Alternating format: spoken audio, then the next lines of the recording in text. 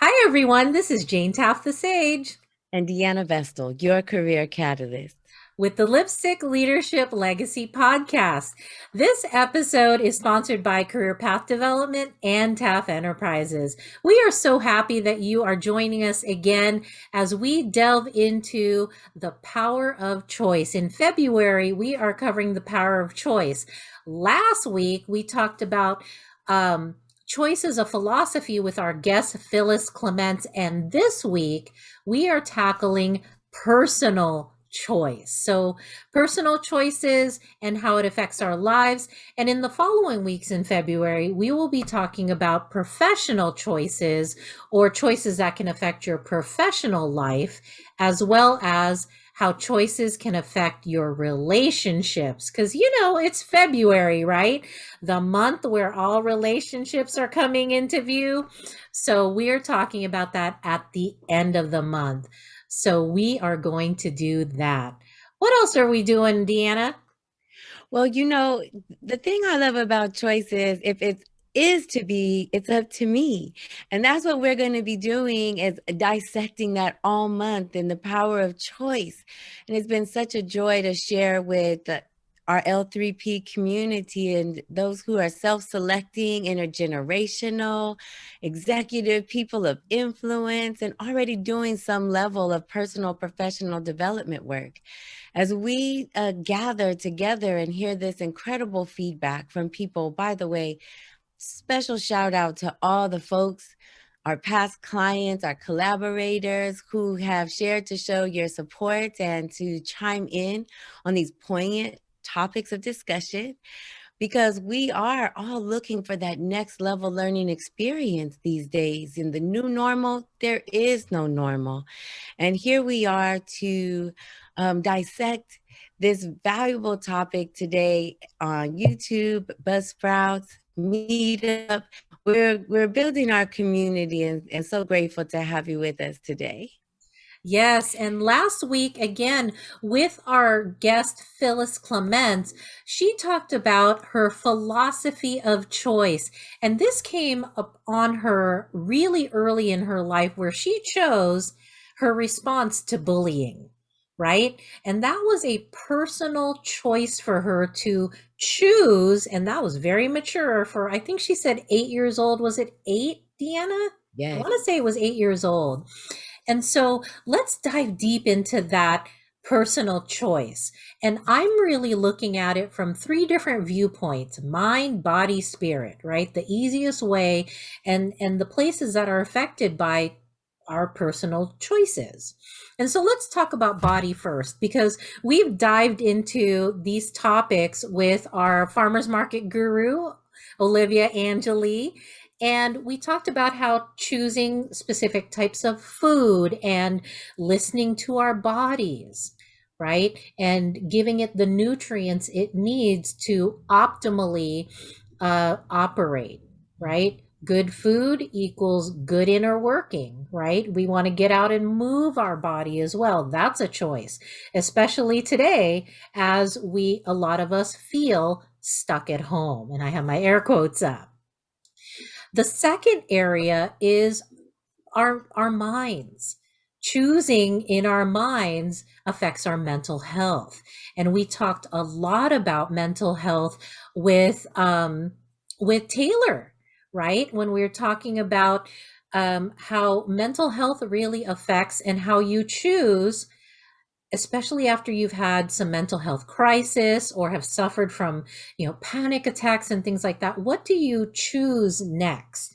One of the things we discussed in our past episodes was choosing good nutrition, but also choosing a good mindset. And that leads to positive thoughts, right? Rather than run away with negative thinking, you want to be oriented toward the positive. And in Phyllis's book, she talks about establishing a healthy sense of your self-esteem, self-confidence, or simply a healthy sense of who you are. I love that when she wrote that in the book. A healthy sense of who you are, not someone's opinion, but a knowing, Mm. right? And finally, that last area which is also important to us, that's in your spirit, the being of your being, right? And how do you show up? How do you choose to show up? And be responsible, have personal responsibility for your choices. If I choose it, I also will be responsible to own the outcomes of that choice. That's right. Because, Deanna, let's be real. Some of the choices we think we're making with all the right information, do they go sideways sometimes? Often, often. I hope it's not too often. More often than it is fun, I'll tell you that. Yeah, Depending. it's true. But we need to have the sense of high responsibility and integrity to say, I own that too. Mm. Even though I chose from the best, with the intention of the best possible outcome, it could go wrong in so many ways, right? Because once you put something out there as a choice, we have the power to choose, but we cannot always choose consequences or outcomes. And so I like to say I own them, whether it turns out in a good way or a somewhat bad way or something I need to fix later, right? I need to fix it. And it's funny because this came to my mind when we were talking about a quote I had put up on Facebook a few days ago, where some of my choices, because I've made choices, some of them I regret, and some of them I'm proud of, right? Some of the funny things that I'm proud of, I actually didn't think I had a choice in, Really? right? Right? Because many of us think we have to make certain types of choices, and we're going to get into that in your segment. Sometimes we're forced into certain choices or pathways of decision that we may feel are really hard to accept, but we have to accept them. And sometimes those are the ones that I'm most proud of because it was a hard choice to make. I see. Sure. Yeah. Yeah, because they were earned the hard way. They weren't just Mhm. handed to me. I wasn't choosing from a plethora of good things. It was hard things and harder things, right? Right. Um, for me, the one thing that sticks out in that regard is the choice to have my daughter at 19 years old. Mm. That's a choice that was the hardest choice I ever had to make, but it turned into an avalanche of good results while making hard choices all the while, right? Yes. Having a child as a teenager is very, very difficult. Mm. But making that first choice to have the child is I think the most difficult one of all. So that's the one that I'm most proud of, and I'm glad I have no regrets around. Mhm. And also, finally, let's just talk about this. In your spirit, having an attitude of gratitude versus simply an attitude, right? Um, Being grateful results in certain types of fruit, right? It could result in the fruit of peace. Something, it sounds so easy, but it's actually difficult to be grateful in a difficult situation, right? To be grateful that, I woke up in a bed with a roof over my head with food in a refrigerator. That's real basic to those of us in America, Mm. but that is an immense blessing for others who don't have that. We think that, oh, well, that's so basic. Some people, even in America, don't have that. You and I, Deanna, were talking about in Detroit how people are fighting for clean water Every day. every day for the last, what, 5 years? 6 now. Yes. Oh my goodness. I mean, that is where we here in Northern California can say, good golly, we have an abundance of fresh, clean water. We're Except not that it's fighting. happening in California as well. Yeah, Southern California. Southern California, fresh, clean water, we take that for granted that we turn on our taps and it's going to flow. But trust me, I've been in Southern California and I will tell you sometimes it runs brown, you Mm. know. But to have gratitude that for us up here, we do have fresh, clean water when we turn the taps on. Um, And how about the fruits of having an attitude rather than gratitude, right? That affects our relationships, and we'll get into those, but the fruit of those could be selfishness, greed, broken relationships, all those things that, that's rotten fruit. I don't want that hanging around, right? I rather have peace, joy, love, contentment, harmony, which is the fruit of gratitude. And so let's talk about, because we mentioned it already, let's talk about where we're getting all this inspiration. And that's really from our book that is for our book discussion this month. And I'm so excited about it because we know the author personally. And that's the book, Let Your Choice Be Your Voice. And I know you have a copy of the book in front of you, Deanna. Hold it up for everybody. Well, this is an original copy from before it had its cover Yeah, and I that have you the see newer one. today. And by Miss Phillis Clements, and you can find it on Amazon. And just so you can find her easily, it's Let Your Choice Be Your Voice. And Phyllis spells her name Phillis, Clements, Clement. And you can find that, TS. You can find that on Amazon. And our meetup, join the discussion, because if you've missed any part of this, we get to talk with Phyllis about her book and the elements in the book on February 25th, last Thursday of the month at 7 p.m. And you can sign up on Meetup for that. Yes. You don't have to have read the book, by the way, to show up to our discussion. If the topic around choice is important to you, then you will have direct access to a one-on-one conversation with Phyllis and with us, so that your voice can be heard and that you might have deeper insight on how to make choices.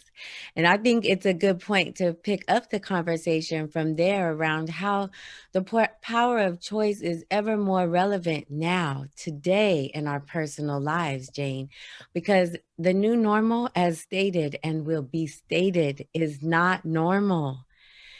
There are so many feelings that come along with this forced transition that it helps to have, it helps me, it has helped me to have the power of choice at my fingertips. And Phyllis is an oncologist. I believe it's called oncology, where you study the art of being and how other cultures throughout history and around the world be. Mm. That stillness in the new normal is a choice to take a deep, powerful breath before making a decision, and accepting that some of the things it feels like we cannot change might have less pressure associated with a release of that power or lack of that power. Mm. COVID today has really destroyed lives. It's worse than politics in some circles, where families aren't speaking to each other because of other family household practices. And the fear is so high around what has happened to other family members happening to more family members, as well as this societal norm around wearing the mask or not wearing the mask in public, and the legalities around. I mean, there are so many different ways that are not discussed publicly that are causing deep, deep pressure around what our choices are Mm. during this time of pandemic. And for that, I'd like to lend a personal piece of technique, a personal technique that I've been using, where socially distanced, if your arms are stretched out and the fingertips of the person closest to you are also stretched out and do not touch, bam, 6 feet. You are socially distanced. Not only that, but there's this strange oddity that when we're eating, we can suddenly, it's okay to take off the mask. What? Well, we all want to gather. So one of the choices that I am making is to ensure, with some kindness, that when I'm eating in public or outside with others, that we're simply checking, we're doing that arm length test before taking the mask down. Mm. And politics is its own set of circumstances now, with the changing of the guards and some of the current political views being questioned and shaken up around our economy, and the list goes on and on. But family members and friends are starting to talk more freely about politics, and it's almost an unsafe decision to engage.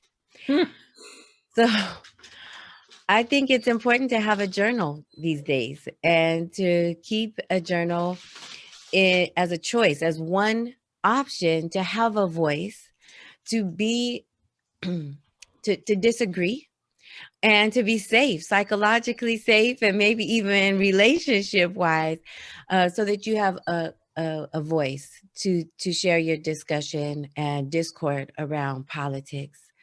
These times have provided so much opportunity and responsibility that it's pretty important that we check our attitude against our gratitude. And things like that you were talking about earlier today, and that Phyllis was talking about last week, Mhm. have been such a gift and a joy to explore. Yeah. Yeah. It's so true. Now, I know you have a technique about how do we get into a particular practice when it comes to dealing with difficult things during this time. What's your technique? Breathe, pause, exhale. It is powerful and requires literally those 3 steps. A deep inhale that is cleansing beyond the chest and into the lungs. Holding is where they say God is. In between the breaths, God lives. And then exhaling what no longer serves us. Let it go. Make a sound. Sigh it out. Mm-hmm. That simple response can be really a life or death in today's new normal. And Mm-hmm. in our relationships, it gives us the opportunity to respond instead of react. That moment is a pause. If we engage that pause, we might find ourselves really able to take a look in the mirror and take responsibility for what we are feeling in that moment before we react, because you made me, right?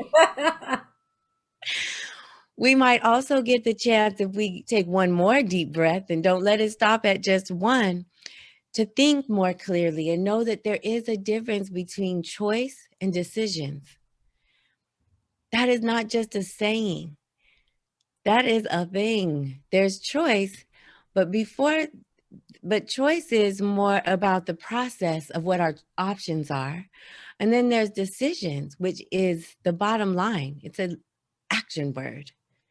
So wait a minute, wait for an answer to show up in the power of that breath. It's almost taking advantage of time as well.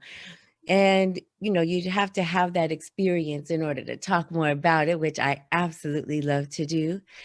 And then we respond with the options that we've thought of. We're making decisions because we are clear and we're able to live our plan. It's amazing how people like you show up when the time is needed, when we are willing to simply pause for the cause, take a moment to breathe. Our life carries out these amazing opportunities to meet people, to be mentored, to be supported in ways we may have never even thought possible. Yeah. Yeah. No, I love that because we need to, if you remember nothing else other than pausing and breathing, everything else will come naturally. Because when you pause and you breathe, you give that couple heartbeats, especially if you're in the middle of an interaction that is not going in the direction you wanted to with another person. That allows you to calm yourself, to have better options for your next word, Mhm. right? And it doesn't, it's a choice, but you have to choose it, you know, because what will happen naturally is you will simply react. That's right. Well, our That's brain no is, choice. That's no determined choice, right? yes. And our brain is set up to protect us like that. Yeah. And so when we are ready to react, that's the brain telling us to do such a thing. And in proper breathing, we are able to rely on the support of all our trillions of cells who because they are so tiny and because they are set up to keep us healthy. It's more than just alive, but also healthy. Those cells can take our reaction, break it up into teeny tiny little pieces, and disseminate all of our choices and options where they should be in our body Mhm, so that we can respond. And it feels like we didn't do anything to be better, but mhm. our body can support us and will support us in being better in ways even the brain will appreciate and show gratitude with Yeah, almost no other effort. right. Gift. Yeah. Yeah, it's so funny because I forget where I was reading it, and I think it was with Simon Sinek's book Start with Why. And he talks about serotonin, dopamine, and how they work together in your favor in fight, flight, or freeze, right? And not in your favor in the current culture because it floods your brain and it turns off your brain and it has your, you wanting to run and do something when you really should be standing still and thinking, Or right? It turns breathing. off your Yes, brain. yes. So, And when the brain is turned off, the power of oxygen and the inhale, exhale on purpose with rhythmic precision opens up those channels in the brain that we need yeah. to be healthy. The brain says respond, react, fight. Yeah. Our body says be, Yeah. be. Yeah. Yeah, so good, so good. I love it when you remind us, just breathe. It sounds so simple, but it's not. That's why we laugh with each other because it sounds so easy. But listen to your body. Log what happens the next time you're in an interaction that's not going the way you want it to. Yes. Are you breathing? Are you holding your breath? Are your shoulders going up? Is oxygen going to your brain? No, all those things are not happening. You're holding your breath, you're waiting to fight, you're hyperventilating a little bit, and your brain has completely shut off. And but if you recall to just breathe, everything starts relaxing. So I love that reminder, Deanna. What else do we have going on? What else can we tell our friends?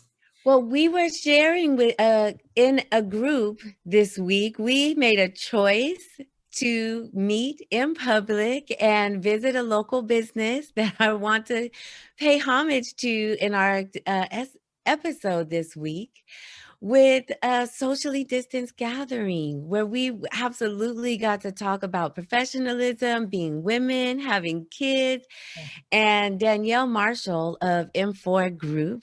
Hey, shout out to Danielle. Invited us to meet with one of her clients at Maestro Coffee Shop in Natomas. We Mhm. had baked goods that were fresh and amazing from two additional bakeries owned by women of color in Sacramento who service that coffee house. And I had some soup that was absolutely amazing. It looked And good. oh gosh, it was so good. And found out that it was brought to them by Roxy, one of my favorite restaurants in Sacramento. So we wanted to talk a little bit about how fun it can be to meet in person during these times. One of us, no names mentioned, but has actually had COVID, and the entire family has been affected or infected and survived, Mhm. which makes the power of gathering even that much more threatening, but also that much more precious. Right. And so it was super cool for me to feel comfortable saying, you don't mind the 50 feet thing, right? And it's really only 6 feet, but it can be a little intimidating when hands are outstretched to check and make sure, right? Oh gosh, but at the end, we all agreed how cool it was to engage with each other because businesses are open. And when we make the conscious choice to support our local businesses, it feels way better than just delicious food or important gathering, but almost like a union of sorts, right? And a tribe of business support. I don't know. It made everything better. So I guess I do know, but Yeah, I agree. I agree. When you support a small business, and that's what we're talking about here, when you support a small business or a family-owned business, you are supporting someone's school tuition, someone's, the fact that they can pay their rent. You are supporting real tangible things in the community. It's not going to some far off land or a corporation. It's supporting a family in so many ways that we want them to thrive, just like we want our businesses to thrive. And yeah, so, yes, please support your local small businesses any way you can, especially right now when people are hurting. It's a small way we can really engage with and voting with our dollars, right? yes. That's how we engage with our limited funds to make choices of support. And so we love that. Well, we've had a good discussion. This is part 2 of our discussion on choice. Last week we had our last thought was choice has power and each of us has the power to choose. This week we're saying it a little bit different. Choice is your superpower. How do you know how to activate it? Do you know how to Mhm. activate your superpower? And, from our discussion, are you activating it with gratitude or with attitude? Or Right. both. Yeah. Or both, because hey, we're just people. We're doing things and we're in gratitude. Sometimes we're in attitude, and that is human, right? But again, to strengthen any muscle, you have to exercise it. And choosing is one of those muscles you want to keep in good exercise. Make choices, make small choices every day rather than just letting things happen to you. Choose. Something as simple as choosing, are you going to have coffee today or are you going to choose to have tea? And say to yourself out loud, I choose, Yes. so that you can start exercising what you have so much in your power, which is choice. Yes. So next week, our sneak peek for next week is this. We are talking about choice in a professional environment, and it's episode 13. Can you believe it? Choice as a team sport, because now you're affecting a lot of other people around you. Thank you so much for joining us at this week's Lipstick Leadership Legacy podcast. This is JaneTaff the Sage. And Deanna Vestal, your career catalyst. May your lipstick stay fresh and your attitude stay sassy. We'll see you next time. Peace.